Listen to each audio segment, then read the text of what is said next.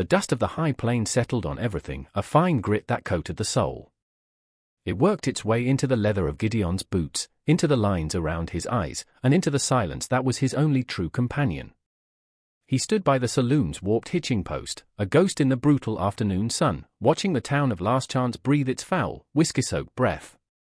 It was a place that had forgotten its name's meaning, if it ever knew it. Men with hollowed-out eyes and quick hands drifted through its single street, their laughter like the scrape of rock on bone.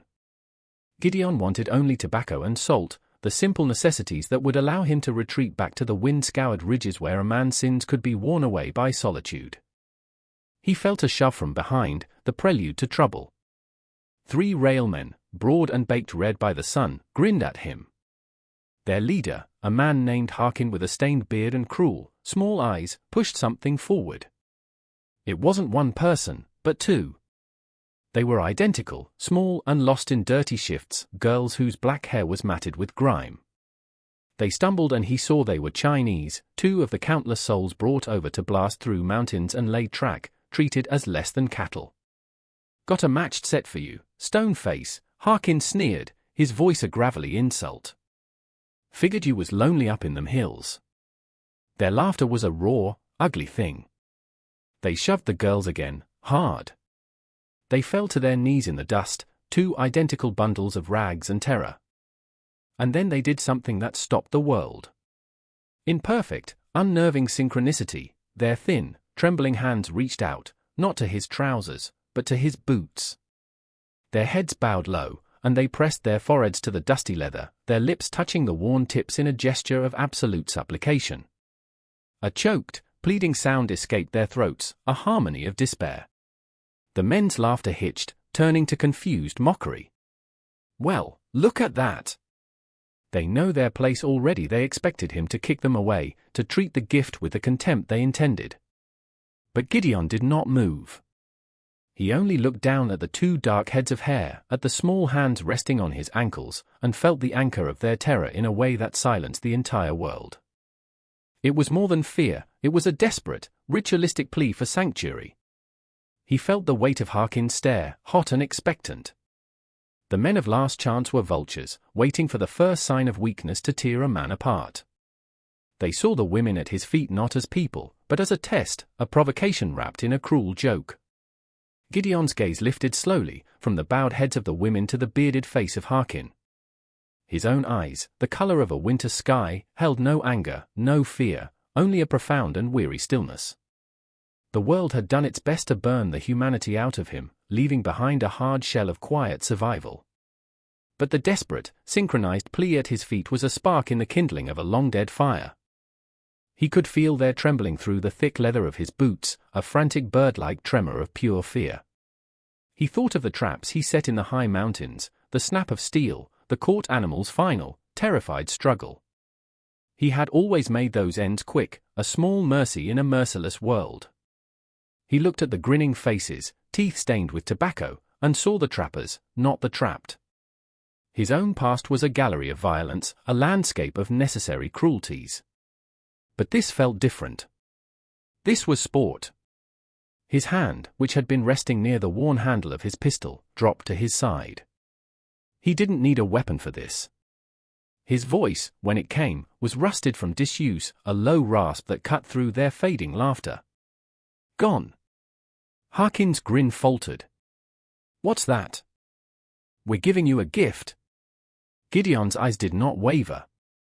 He repeated the single word, infusing it with all the finality of a closing grave. "Gone." Attention coiled in the dusty street. The men shifted, their bravado curdling into menace, but they saw something in Gideon's stillness, a capacity for violence that was deeper and colder than their own boisterous cruelty. They hesitated. Then Harkin spat on the ground. "Keep the gutter trash," then spitting a final curse, they turned and swaggered away, their parting jeers failing to mask their retreat. The silence that fell was heavier than their noise. The street was empty again, save for him, and the 2 women still kneeling at his feet as if he were the last solid thing on earth. The journey away from Last Chance was a long, unspooling silence. He did not speak to them, did not touch them.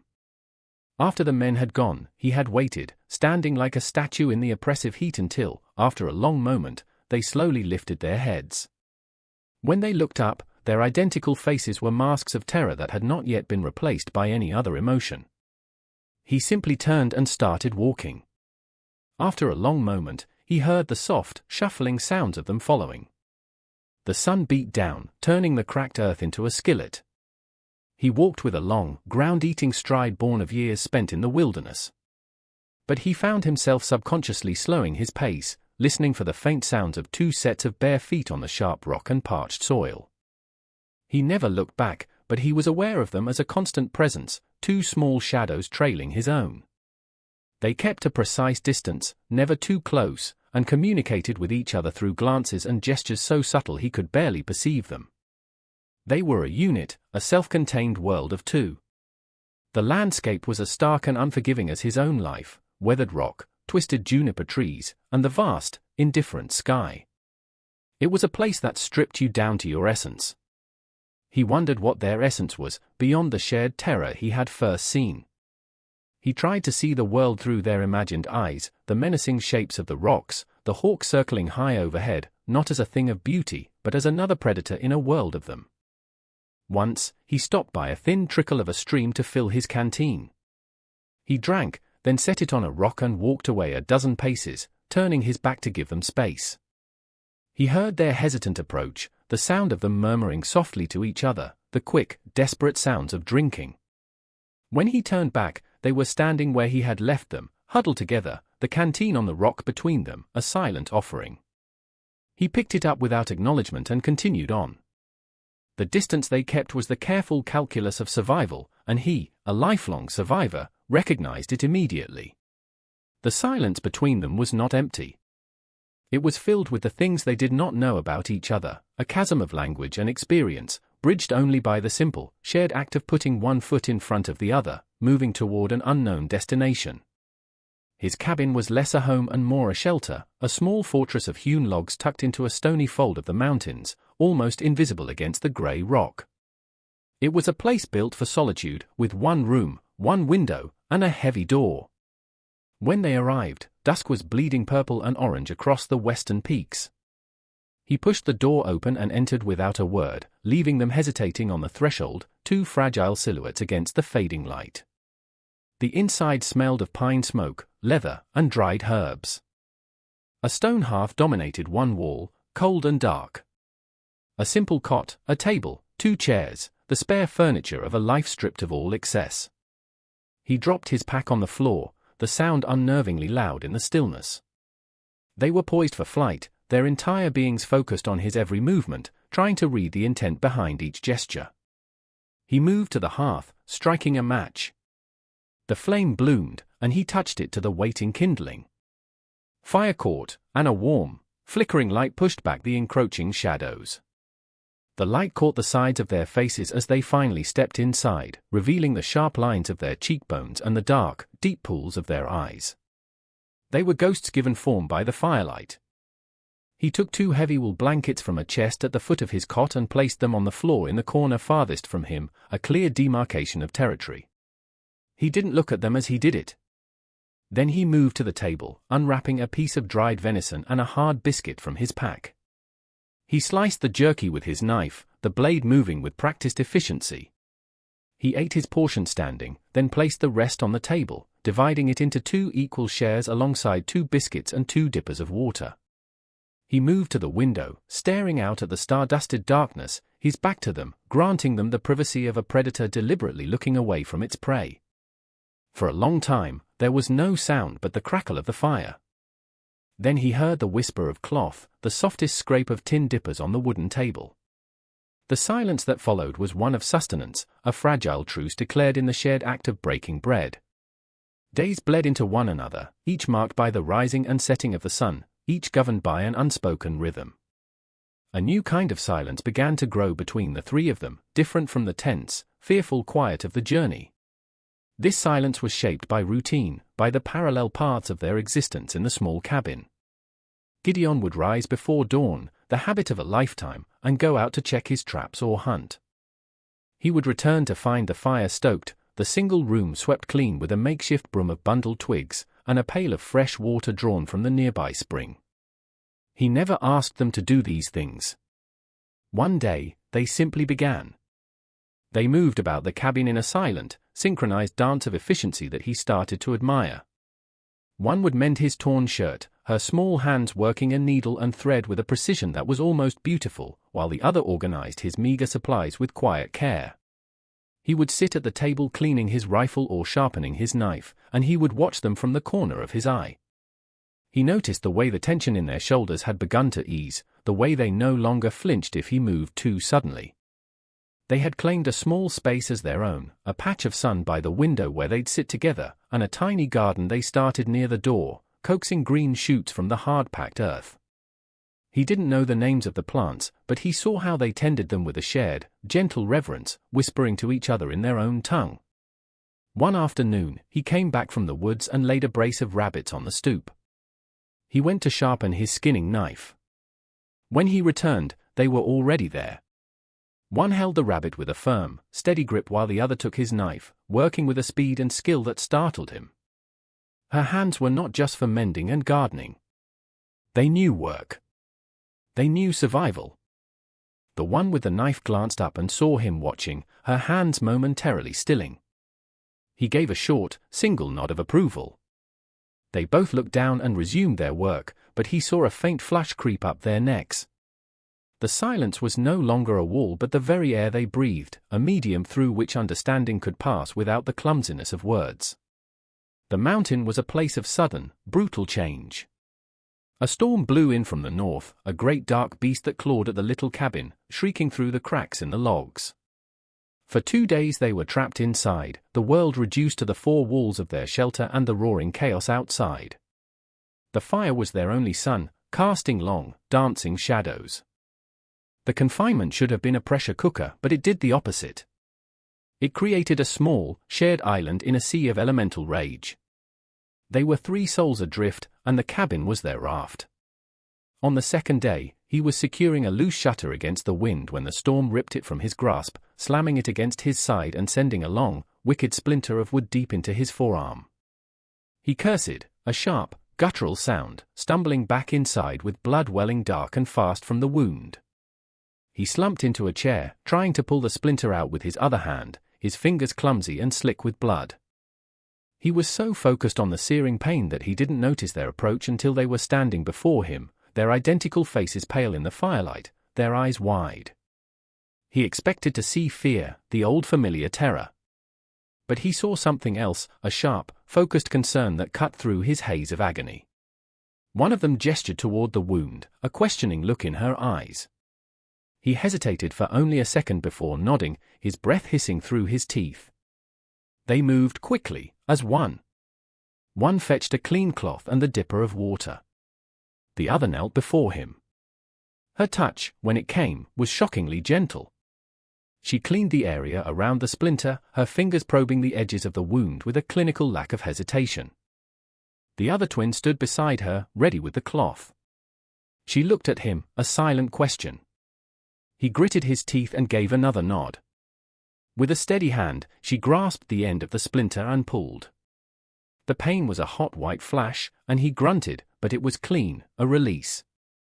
Her sister immediately pressed the cloth to the wound, applying pressure, their small frames leaning over him. It was the first time they had touched since that first day in the dust of Last Chance, and this time it was not an act of desperation, but an act of care. After they bound his arm, the storm outside seemed to lose its fury. The atmosphere inside the cabin had changed irrevocably. The shared vulnerability dismantled a wall he hadn't even realized was still standing. The silence that fell was no longer about caution, it was a comfortable, breathing thing. He sat by the fire, flexing his fingers to keep his bandaged arm from stiffening, watching them. They sat together across the hearth, mending the shirt he'd been wearing. Their gazes met his across the flickering space between them. For the first time, they did not look away. Their eyes, dark and clear, held his for a long moment, and in them he saw not fear, not gratitude, but a simple, profound recognition. They saw him, and he, in turn, finally saw them not as a unit, a burden, or a pair of victims, but as Leanne and Mai, the women who had pulled a splinter from his arm, who coaxed life from barren soil, who had survived. Later, he took a small block of pine from his kindling box and his knife. He began to carve. His hands knew the work, a way to process the shift that had occurred. They watched him, their own hands now still in their laps. The rhythm of his carving, their quiet observation. It was a conversation without words, an acknowledgement of the fragile trust that had finally taken root. The piece was a fragile thing. He knew it couldn't last. He saw the sign one morning, a fresh hoof print where none should be. They had been found. The tension returned instantly. When he came back inside, his face a mask of grim resolve, they saw it. All the newfound softness in their posture vanished. They became as still and watchful as they had been on that first day. But this time, their watchfulness was not directed at him, but at the world beyond the door. They understood. The threat that was coming was not his, but theirs. He worked in silence, loading his rifle, checking his pistol. He felt their eyes on him. This was the part of him they had not yet seen, the man the railmen called Stone Face. He was a creature of violence when pushed. He finished his preparations and looked at them. They stood by the hearth, two small, resolute figures. He crossed the room and took the skinning knife from its sheath. Then he retrieved a smaller, wickedly sharp utility knife from his pack. He held them out, one in each hand, handles first. Their eyes widened. It was not a command. It was an offering. He was acknowledging that their survival was in their own hands as well as his. They hesitated for only a second. Then their small hands closed around the wooden handles. Their grips were firm, steady. They were ready. They came at midday, Harkin and his two men. Their voices were loud and ugly, tearing through the mountain quiet. "We've come for what's ours, trapper? Come for our property." Gideon stepped out of the cabin, his rifle held loosely at his side. He stood before the door, an immovable object, his body a shield. "They're not yours," he said, his voice flat and cold. Harkin laughed. "We gave them to you." He and his companions began to spread out. "You made a mistake," Gideon said. "Now leave." "Or what?" Harkin sneered, raising his own rifle. The world exploded. Gideon fired first, his shot not aimed to kill, but to warn, splintering the stock of Harkin's rifle and sending him staggering back. The other two men returned fire. The fight was a brutal, clumsy thing. Gideon moved with a cold, deadly economy, using the corner of the cabin as cover. A bullet ripped through the sleeve of his shirt. He fired back and one of the men went down, clutching his leg. Inside, Leanne and Mai did not cower. They pressed themselves against the wall, knives in hand, listening. Through a crack between the logs, they saw the third man break from cover and rush the cabin's open door. Gideon was pinned down. There was no time to think. As the man lunged through the doorway, Leanne, with a desperate cry, grabbed a burning log from the hearth and shoved it toward his face. He yelled, recoiling from the heat and embers, and in that split second of stunned confusion, Mai put all of her weight into the heavy wooden door, slamming it shut. The man screamed as the solid oak crushed his arm, his pistol clattering to the floor. The distraction was all Gideon needed. He stepped out from cover, and the fight was over. The aftermath was a profound, ringing silence. The intruders were gone, their bravado shattered. They would not be back. Gideon stood for a long moment, the rifle heavy in his hands. The violence had left him feeling hollow, an old and weary sensation. He turned and went back inside. The air was charged. Leanne and Mai stood by the door, knives still clutched in their hands. Their faces were pale, but their eyes were bright, fierce. They looked at each other, the defender of the threshold and the guardians of the hearth. No words were needed. They were no longer a man and his wards. They were partners. They had fought for their small space in the world, together. Later, after he had cleaned his wounds and they had barred the door, they sat by the fire. The silence that settled between them was the deepest and most peaceful yet, born not of necessity, but of choice. It was the quiet of shared victory, of a future earned. He reached into his pocket and pulled out the small piece of pine he had been carving. He held it out. It was not one bird, but two, carved from the single block of wood. Their wings were intertwined, their heads turned toward each other, forever poised for a shared flight. Leanne took it from his calloused palm, her fingers brushing his. Mai leaned in, her thumb tracing the lines of the feathers. Then they looked up at him, and for the first time, two identical, true smiles touched their lips. They were small, fragile, beautiful things, like new grass pushing through hard stone. It was not an ending, but in the quiet warmth of the firelight, it felt like the beginning of everything.